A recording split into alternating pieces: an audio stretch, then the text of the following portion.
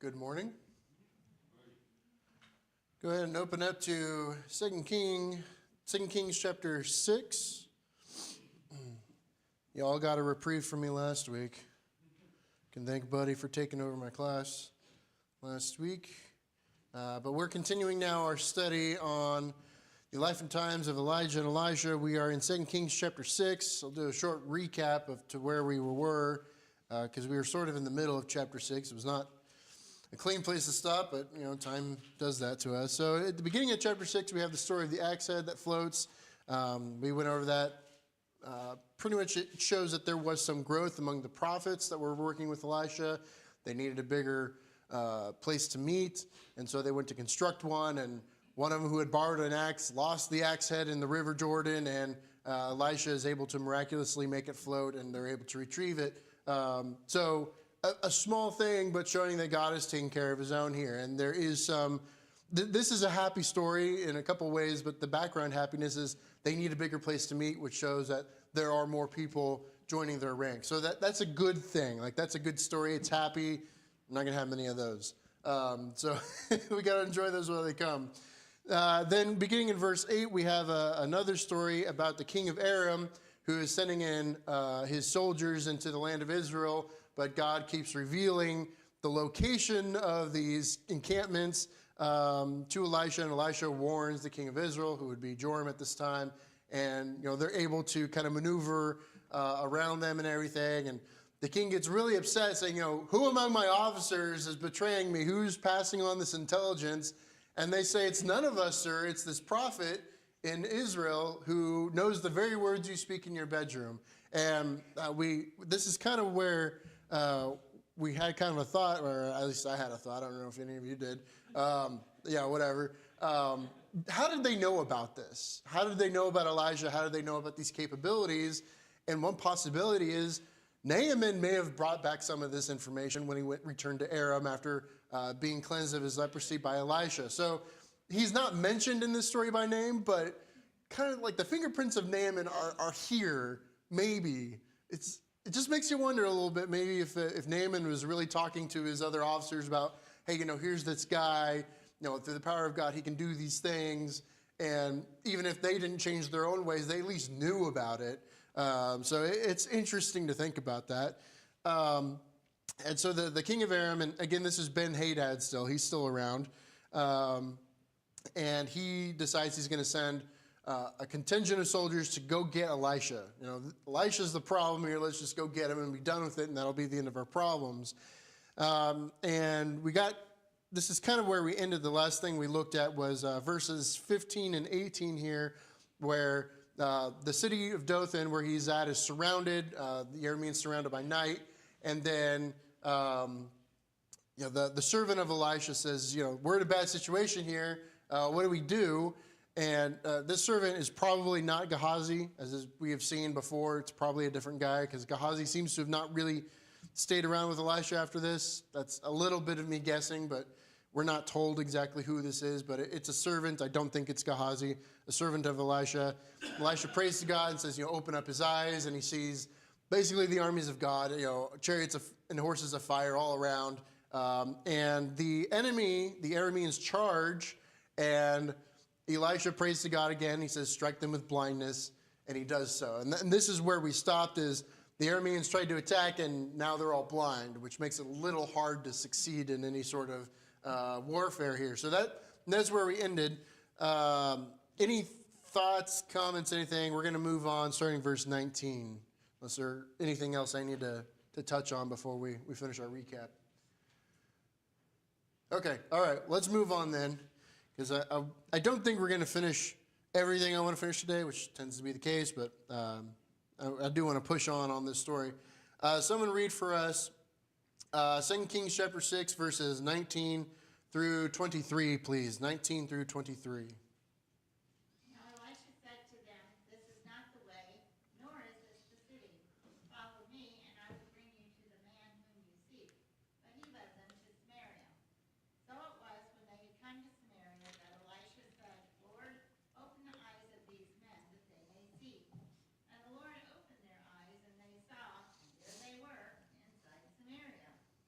Now when the king of Israel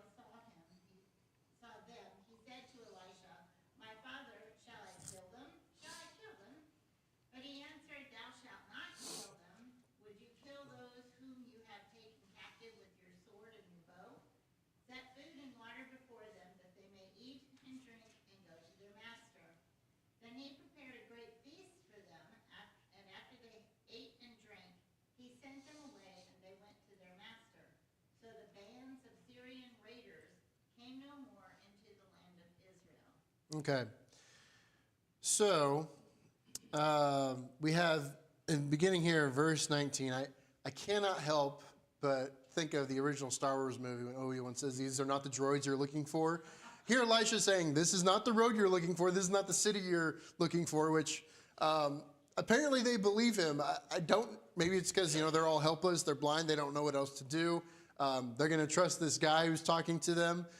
I don't really know. It's funny because he says, I'm going to lead you to the one you're looking for. He's the guy they're looking for. It's really something. I don't know. There's always a little bit of humor in here, I think, in these stories. And so he says he'll lead them to where they need to go. And where does he take them to? They were surrounding Dothan. They were actually in the right place that they thought they wanted to be. Where does he take them, though? Samaria. Now, what is the importance of Samaria? It's basically the capital of Israel here. That's where the strongest stronghold of Israel will be. He says, I'm going to take you to where you need to go. And he takes them, of all places, to Samaria. And we see in verse 20, they enter the city, which that in itself seems like an interesting thing because we don't get any details about it. So I have to try to fill this in my head. Surely there are guards at the gates to Samaria. And does no one question why Elisha's bringing this huge contingent of Aramean soldiers into the city? There's no interaction recorded. I'm sure there was some thought in somebody's mind about, hey, who are these guys coming through with Elisha? We don't have anything. I'm just putting it out there that might have been an interesting story that's not recorded for us. But they enter the city. Elisha prays, and he asks the Lord to open their eyes. And they open their eyes and they realize they're in Samaria. Oops, this is not really where we want to be. And you would think, well, isn't this even better? You've infiltrated the capital. Well, I don't think that they were ready for this kind of engagement. They had horses and chariots, great for the plains, not so much for urban warfare. I don't know if they even have their arms still on them. When they got struck with blindness, do they carry their weapons with them still? That's not clear at all. I assume not, but I don't know for sure. We're not told. But they're there. They're inside Samaria. They're trapped essentially. Elisha has tricked them and he's trapped them in the capital. They have nowhere to go. There's probably no way that they're going to realistically fight their way out or take the city. It's a huge city compared to Dothan. They are not ready for that kind of fight. And verse 21, the king of Israel sees them. And he addresses Elisha and he says, should I kill them? And he even calls him father, at least in my translation. Verse 20 says, should I kill them, my father? And this would be sort of a sign of respect to call Elisha his father.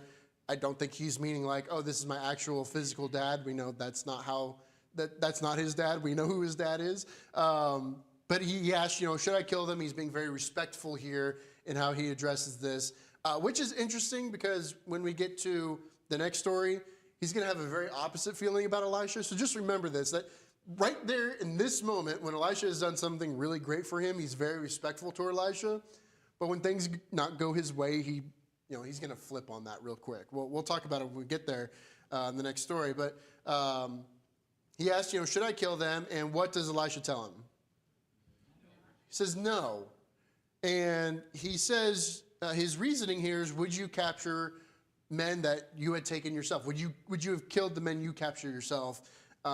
Which to me indicates, and this is maybe a little bit of supposition as well, and that there were, we talk about rules of war in modern day warfare. There's some things you can and cannot do. There's the International Criminal Court. There's all that stuff. There's the Geneva Convention. We like to quote those things in modern day. Those things didn't exist back then, but there seems to be an understanding that if you captured someone, they willingly laid down their arms, you were not supposed to harm them. That seems to be the cultural dynamic, at least here in this case. This is not something, Joram would not have killed these men if he had captured them himself, is what the indication here is. So he tells them to, instead of killing them, do what? Feed them. Now again, in the next story, this is going to seem like night and day about how the situation is. He says, feed them and send them on their way, send them back. So this is something that, if you had prisoners of war, you would usually use them as a bargaining chip, to get something out of it. Elisha is not seeming to indicate anything to that to Joram. He's just saying, feed them, send them on their way. So what we have here is, this is an act of mercy. I don't see any other way I can interpret this. This is an act of mercy. These men don't really necessarily have any ill intentions toward Israel, except the fact that they're of a hostile nation, and they were given orders by their king to go do this mission. But he says, feed them, send them off, and he does so. He prepares a feast for them. Verse 23, they return. And the interesting thing at the end of verse 23 is the raids from Aram stop. Now, we're not giving exactly the reason why. Is it because, they see, there's this great act of mercy from the Israelites, we should really lay off, we should try to be more friendly, or is it just that there seems to be no reason to keep doing it because, the king of Aram still has Elisha, who could reveal his encampments and stuff to the king of Israel. He still got that problem. That problem was not solved. We're not told exactly why it stops, but it does stop. Whether or not the king of Aram, appreciates the act of mercy, so he stops, or because he knows he can't succeed, so he stops these raids. We're not told exactly, but it does stop. So there is a brief time, we'll get to it. This is a brief time of tranquility here. And remember when we talked about Naaman, I've already mentioned him, the servant girl who told him about Elisha was one who was captured in one of these raids. So this had been something that had been successful up to this point in chapter 6. But it seems that there's not going to be any more of these kind of incursions anymore. We're going to have a very different one starting in the next verse. But that's the end of this story. Thoughts, comments, questions, ideas about any of this that we've talked about so far? Okay, Jeff? We need to kind of be reminded of how God works. The Bible says God can do anything. And then there are these stories sometimes, and some of the facts don't seem to make sense to us. Like I was in Bible class one time, and a fellow couldn't get past the fact that these people, this army was struck blind, and yet they were totally compliant when it came to Elisha's instructions of where to go and things such as that. He didn't understand. He thought that they would be so freaked out by their blindness that they just wouldn't be able to follow him anywhere, go anywhere. And it just didn't make sense to him. There are a lot of people, for instance, who don't understand the idea, they don't believe it's possible that there could have been a talking snake, and so they decide that the events in the garden are a myth and not literal. And so God can, in this particular case, for instance, God not only could strike them blind, but he could make them compliant. This does not take away their will. This does not determine their eternal destination, but this is for the event and how God wants to make things happen. I'm thinking of the moment when they realize they're in Samaria. There's a group of soldiers there. What if one of them had charged the Israelite soldiers, and then a big melee ensued, and they all got killed? Yeah. So what I'm saying is that God can change the disposition of people such that his will be accomplished without interrupting the ability of each of those people to make a decision from a free will. And hopefully I'm making sense. So when we look at a story in the Bible and we don't understand how it works, a lot of times, like in Uzzah, he touched the ark, and we say, why would God strike down such a good man? We don't know about Uzzah.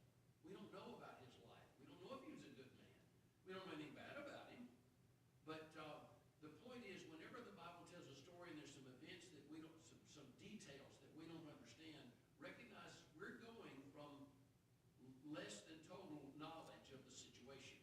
And we need to recognize that even though I can't explain why things happened exactly as they did in various situations, Samson is a lot of, always a big mystery to me as to how that went. But I can't answer all those questions. That doesn't change the fact that God was able to work his will. And sometimes it is through his providence, and sometimes in Bible times it was through direct, miraculous ways, but God's will was accomplished.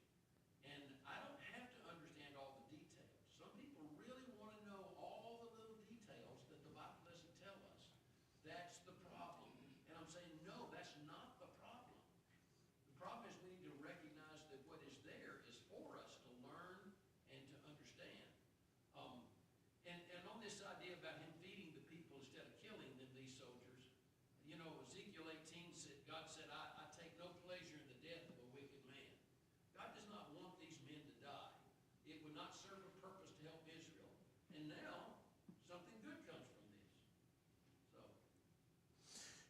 So, You brought up this, and I was probably going to talk about it anyway, so I'll talk about it now. This idea, and I guess specifically because what's used here is blindness to affect the situation. In my own mind, I like to compare this a little bit toward the conversion of Saul in Acts when he's on the road to Damascus. He's going to find all the Christians he can, round them up, put them in jail, have them killed, what have you. And the Lord appears before him, and he is stricken with blindness as part of that encounter. And he remains blind for a few days until, it's Ananias, thank you, who comes to him and basically kind of explains to him the stuff he's missing. Obviously, Saul understands he's missed something because he talks about this, in post, he talks about, I had done something that I thought was right, in good conscience, and the Lord appeared before me, and I had this encounter, and he's been fasting, he's been blind, so he doesn't have as many distractions. He's had time to think about things and really get some clarity, especially when Ananias comes to him and explains to him, what's been happening. He's baptized, he receives his sight back, and then he goes on and goes by the name Paul and does great things. God sometimes will hurt us in order to help us in a way. I'm not saying, everything's going to go bad and it's always going to be good that things go bad for you. I'm not going to try to do it. But in this case, specifically about Paul, he needed something to kind of show him that what he was doing wasn't right, that God was in control, that God was going to show him a better way. And we don't get all that nuances here in this story. But I kind of think about, what did these guys do when they went back to Aram, back to Syria, whatever your translation uses? Like, are they just going to, get back in the ranks and say, I'm going to act the exact same way as I did before? I don't think so. We don't get any details about these men specifically, but I think of it, again, going back to Naaman, he seems to have gone back a very different man than he was before. Because we get details about Naaman. He wanted to give gifts to Elisha. He wanted to take back soil from Israel. He wanted to ask for forgiveness when he would help the king bow to the false deity because he'd have to bow with him. And he didn't want to look like he was trying to also worship this false god. He wanted to serve the Lord as much as he could. Now, he was not going to be under the old law. He was not an Israelite in that regard. But he wanted to serve God faithfully. And I wonder about these men. Again, we don't get details about them. But this may be God planting seeds for them. They had an experience they can't explain in any natural means. They encountered a prophet of God directly, though they may not seem to have known it until after the fact. And then they were let go. They were shown a great act of mercy. And, they could have, Jeff talked about this. When they were first struck with blindness, they could have just given up and said, I'm not going to listen to anybody. I'm going to freak out or I'm going to kill myself because everything has gone wrong. But God's had mercy on them here, and I think we need to not downplay that when mercy is shown. We not downplay it. So, again, we don't get details about these men. We know they go back. We don't know what they do after, but I'm sure there's a change here, at least in their own lives, and maybe they affect somebody else that they know when they get back there. We don't know for sure. We know that the nation of Aram is not going to, suddenly turn around and everyone's going to be faithful to God. We know that doesn't happen, but that didn't happen in Israel either. I'm not going to say that's the fault necessarily of those people, but just an interesting thing to think about. I think we need to kind of think about how God will use events like this or do something to someone and they don't understand it. Saul didn't understand what was going on in Acts. He didn't have an explanation for it, but God showed hidden mercy as well in that case. Arnold, you got your hand up. Go ahead.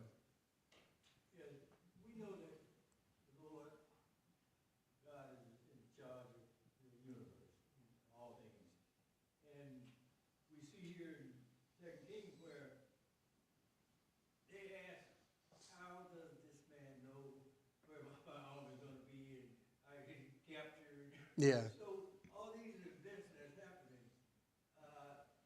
it may not be ready to admit that there's a God, but this evidence is sort of pushing them toward that decision to make because, you can't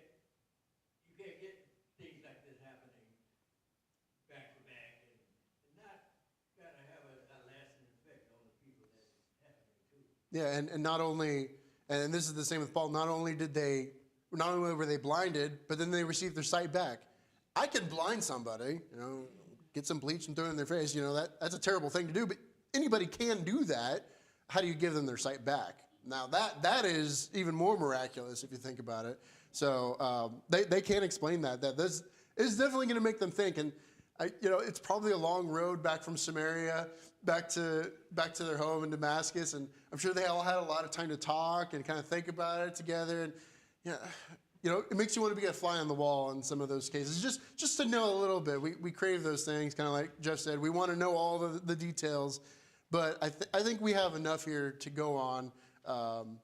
That something really important here happened, and what they did with it, that's on them. But God has showed them mercy here. I think this in essence is a good story until we get to verse 24. Any other comments, thoughts? Go ahead, Gretchen. I'm looking at too, it's just a more natural kind of thing. If they are psyched up with their chariots of fire and they got the adrenaline going, and all of a sudden they're blinded, all of them, not just a few. Mm-hmm. And suddenly they're basically helpless. Yeah. But they're guided. They're not slaughtered. And they got enough time, and it had to take a while to get to. Yeah, they'd have to. Yeah. And so you're in the mode of I'm subservient and helpless, and then all of a sudden and all of a sudden you have good things happening to you. You're not going to suddenly want to fight. You don't want that adrenaline. And help me out here because I'm thinking, if I'm right, they are not fighting. They were not sent out to get land because somebody wants to come. It had more to do with the spiritual thing that you've got. Your God and what Elisha's doing. Yeah, they're looking for Elisha specifically. So That's the mission. Yeah. Sort of known that Elisha was sent by God or given power by God. Yeah, if they heard what Naaman had said about him, yeah, they would know. Yeah. Suddenly, and then the other thing is you're going, is he going to take my sight away again? I'll do whatever you want. Don't take my sight away again.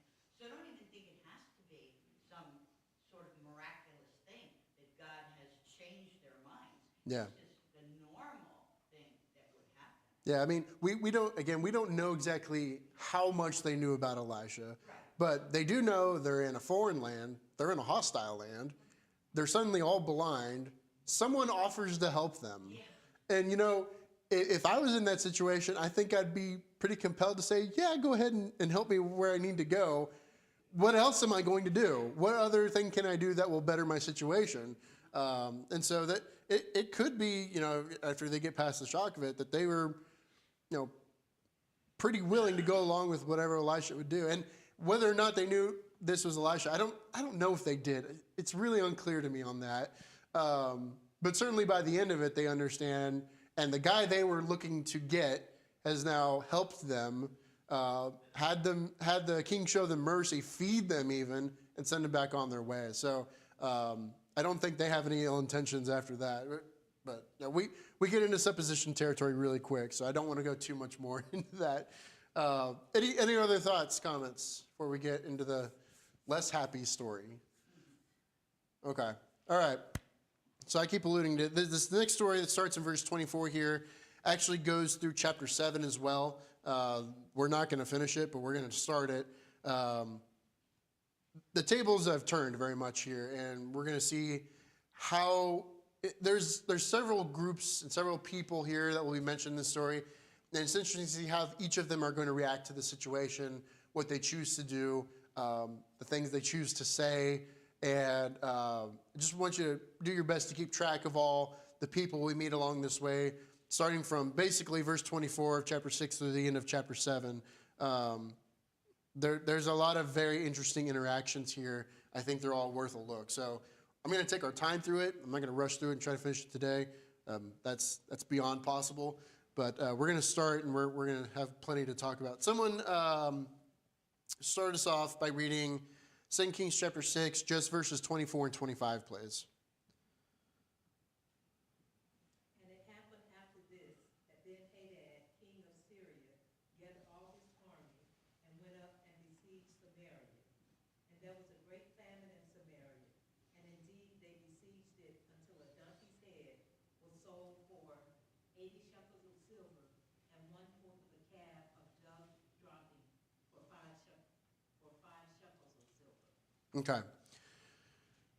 So we don't know exactly how much time passes between verse 23, verse 24. Verse 24 just tells us some time later, which is not helpful for me when I'm trying to keep track of where we are chronology-wise. But there is a span of time where it seems there is, there's no more raids from the Arameans. That seems to have ceased. There seems to be, at least, if not peace, at least lack of hostility for a little bit, or at least active hostility. But that ends. That comes to an end. Ben-Hadad here is now on the offensive. And, Ben-Hadad, he's got some experience fighting with Israel. He's been doing this since the time of Ahab. This is the same king, as far as my understanding, the same king of Aram/Syria, whichever word your translation uses. So this is not the first time. This is not his first rodeo. He kind of knows what he's doing. He knows the land. He's invaded it before. He's had these battles. And it tells us in verse 24, he's mobilized his entire army and laid siege to Samaria. So this is different than what we had in the last story here, where it seems he just sent out a contingent of soldiers, not like a small number, but not his entire army. Here is his entire army. He's making total warfare here. He's not holding anything back, maybe except for some minor garrisons to make sure nobody else comes and invades him while he's out on campaign. He sends his whole army, everything, and he lays siege to Samaria. And if you remember geography a little bit, he's got to go a little ways into Israel before he gets there. It's not right on the border, so he's got to come quite a ways. We don't know of any battles necessarily that have happened up to this point, but whatever the situation, he's gotten to Samaria with his whole army. He's surrounded it. He's laid siege to it, and there is a famine in the city. The siege has lasted a long time. There's a lack of food. We keep seeing this being an issue in Israel, where there's lack of food for whatever reason. There's going to be even more of these as we go on.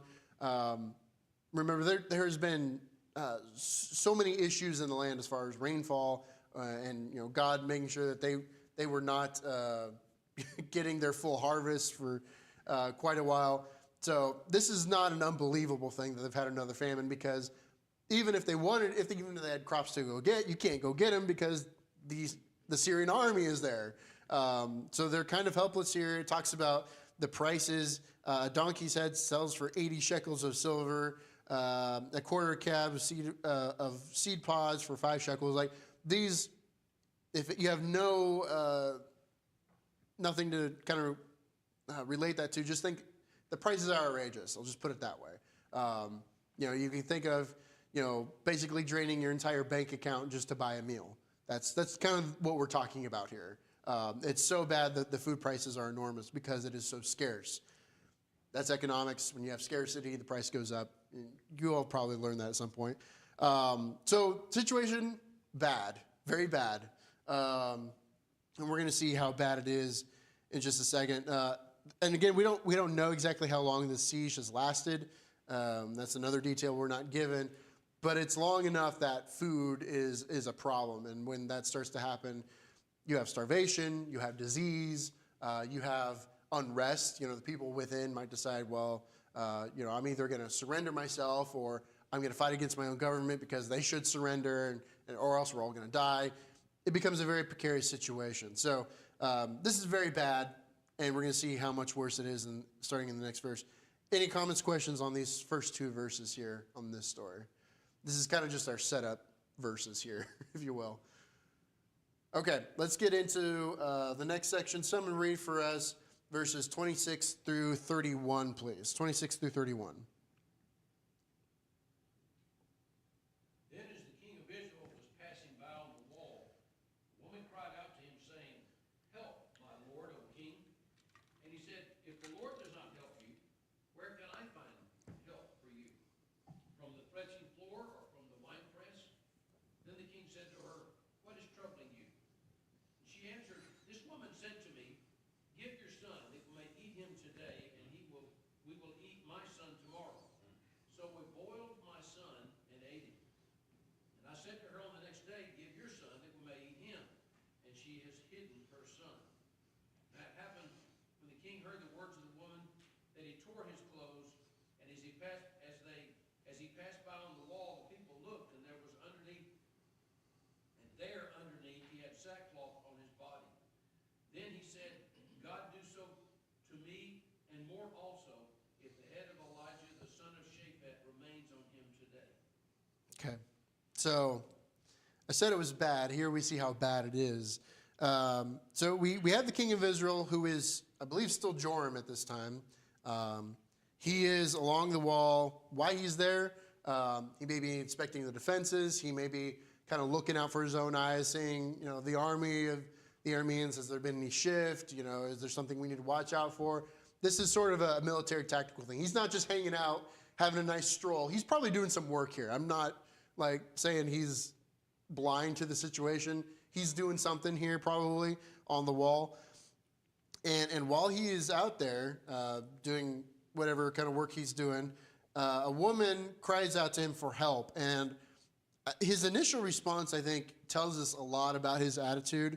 In verse 27, he seems to blame everything on God here. Now, this is not out of character for him. He's not a godly man. We know that. He says, if the Lord does not help you, where can I get help for you? From the threshing floor, from the winepress? Well, obviously, you can't get help from there because they don't have food. Going to those places is kind of pointless. There's nothing there to do. But he says, if the Lord does not help you, kind of saying, there's nothing I can do. It's in the Lord's hands. And in a way that could seem like it's a humble thing, but it also seems like he's kind of blaming God for this. I can't do anything because of what God has done. What do you want me to do? Look at God. Why are we in this situation? If you interpret it that way, like I am, then you would obviously say, well, shouldn't Joram think about why he, is maybe in this situation? He hasn't been a very faithful king, despite all the things that have been done for him.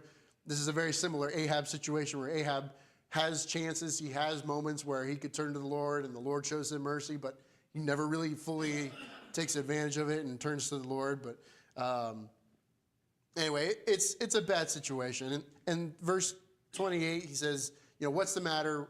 What do you want me to do? And she tells him this story that she and another woman had made an agreement. The other woman said, let's cook and eat your son today, and then we'll cook and eat my son tomorrow. And she said, she tells the king that, we cooked my son, we ate him, but then, when I went to her to, so we could eat her son, she had hidden him. So you could look at this in a whole bunch of different ways. I look at this as just being a very, very bad situation where people who are so desperate are doing the most desperate of things. We looked at verse 25 where it talks about how ridiculous the food prices are, how, very little food there is, where people are draining, their entire life savings to buy a meal, and not a good meal. Let me just say that. This is not like they're getting, a nice last meal. This is a nothing subsistence meal. And we need to understand that, people don't usually resort to cannibalism unless things are at their absolute worst, their absolute most dire situation. There have been other historical references about it, and anytime that ever gets to that, no one's ever happy about it. This is not something they do oh, this is a nice thing that we can do, and it'll be all great. And no, it's not like that. And it's even worse here because these are mothers willing to eat their own children. And this would not bother me 10 years ago. It bothers me now. This is really bad.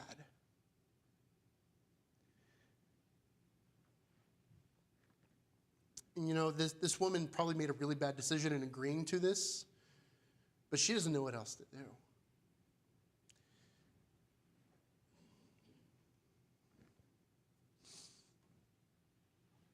So what is Joram to do about this? He can't really do anything. He could pray to God. He could be humble before God. He could ask for his help. One of the interesting details we have, he tears his robe. He's obviously distressed about this. He sees that he's in a really bad situation. And one of the details we see is there's sackcloth underneath his robe. He is in distress too. He's not, kind of pushing her away and saying, this is your problem. Don't bother me about this. he's also in distress. He's been hiding it under his robe, but no more. The people see he's got sackcloth on. And his response, unfortunately, is not one of humility toward God. It's not, looking to God and asking for help. Look at verse 31. He says, "May God deal with me be ever so severely if the head of Elisha, son of Shaphat, remains on his shoulders today." Now, this seems like the exact wrong thing to do. And I want to contrast this with the story we just had. You remember back in verse 21, when the Aramean soldiers were in Samaria, he asked Elisha, he says, "Should I kill them, my father? Should I kill them?" He's being very respectful because Elisha has done something for him. He recognizes that. He's being very respectful. And now that things are not going his way, suddenly Elisha needs to die. Whether he is blaming Elisha for this, whether he's mad at Elisha for not coming to his aid to rescue Samaria, maybe he's saying, he needs to die because he's not doing his job. He's turned completely the other way on Elisha here. And this is not out of character for Joram. We have seen this kind of thing with him and the kings before him. They're fine going along with the prophet as long as the prophet gives them what they want. But as soon as things turn sour or don't go the way they want them to or not the way they think they should go, suddenly they change their mind. Now, this story is going to end okay for Israel. They're going to make it out of this. But Joram is not really going to see it as an act of mercy from God, I don't think. He is ready to kill the prophet of God. Probably one of the few people he should be turning to and looking to ask for help. What should I do? He's saying, I need to kill this guy instead. So Joram, so far in this story, not doing good things. We've encountered this woman who is in an absolutely desperate situation. I don't know exactly what she wants Joram to do here. Is she asking for justice? Does she want, the other woman to be in prison? Does she want the other woman's son to be killed so that he can be eaten? I don't know exactly what her mindset is as to what the end is, but she's crying out for some relief. She's at an absolute low. He's not in a situation where he can help her. I think he recognizes that, but he also seems to kind of blame this on God too. So there's kind of it's a mess here. It's just an absolute mess. And this is where we're going to stop, which is a sad place to stop, because starting verse 32 on, we're going to see what Elisha's doing, and we'll add another person to the mix here on this story. But I'm going to pause there. Any thoughts, comments, questions before we close for this morning? Go ahead, Jeff. Tragedies and big events in our lives reveal our weaknesses. And this revealed a horrible weakness in these two women. We see that Joram seems to be sincere in this. He's wearing sackcloth and ashes, and he brings up God, which he says, "Help me. If God's not going to help you, what can I do?" So God's on his mind. It seems that there are people who can at times exhibit great humility and great understanding of the truth. But it seems that Joram is not angry because they have weaknesses. He's angry that God has exposed their weakness through this tragedy. We have this idea that when we have a weakness, it's not that big a deal. I've got it under control. And we're happy to continue through life with certain weaknesses. We have the idea, for instance, that when I have a bad day, everybody needs to be nice to me and let me act out in a very immature way. Or when I get angry, I'm going to, tear up the place, and people just have to understand that's just me. We are okay with our weaknesses, but we have to understand God is not. And our weaknesses are not okay. They are not okay. We have to continue to fight against our weaknesses. And we may, in some aspects, have to fight certain things all our lives because I just have this tendency, in a certain area. That's fine. As long as we fight, God forgives. But if we become complacent with our weaknesses, and we're okay with it, God will expose us. And we cannot afford to be angry with God for exposing our weaknesses. We need to turn to God. This is why David is a great example of how you react when you're exposed. What did